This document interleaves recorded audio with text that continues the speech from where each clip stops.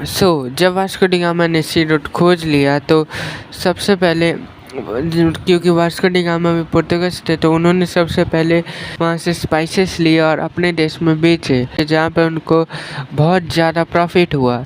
तो उसी से पुर्तगाल के बहुत सारे ट्रेडिंग कंपनीज इंडिया में सबसे पहले खुले और पुर्तगाल का 15th सेंचुरी में मोनोपोली हो गया इंडिया की ट्रेड मार्केट में। और पुर्तगाल से पहले अरब का मोनोपोली था, क्योंकि पहले कोई सी रूट नहीं खोजा गया था। पुर्तगाल ने अपनी कैपिटल गोवा में बनाई और वो इंडिया से स्पाइसेस खरीदते थे, लाइक जिंजर, कार्डेमन, पेपर, और टेक्सटाइल की भी कुछ सामान खरीदते थे। पुर्तगाल का इतना ज़्यादा प्रॉफिट देख के बहुत सारी यूरोपियन कंट्री इंडिया की तरफ अट्रैक्ट हुई। उसमें से थी Netherlands, England, Denmark and France.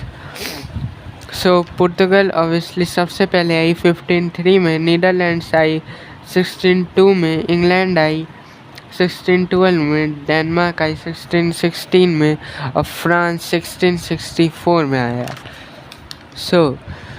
अब ये सारे देश की नीड्स सेम थी।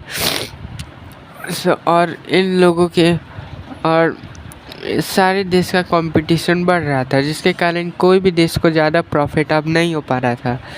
ब्रिटिश ने बहुत सारे देश को यहाँ से भगा दिया। ब्रिटिश ने बाकी की छोटी मोटी कंपनीज, छोटे मोटे देश की कंपनीज को यहाँ से भगा दिया और फ्रांस और ब्रिटिश अकेले बच गए इंडियन मार्केट में, जो वहाँ पे ट्रेड करते थे। अब ब्रिटिश को अपनी अकेले की मोनोपोली बनानी थी, उन्होंने फ्रांस को हराने के लिए कर्नाटक वॉर लड़ी जिसमें, और ये वॉर लगभग 20 साल तक चली, जिसमें ब्रिटिश की जीत हुई।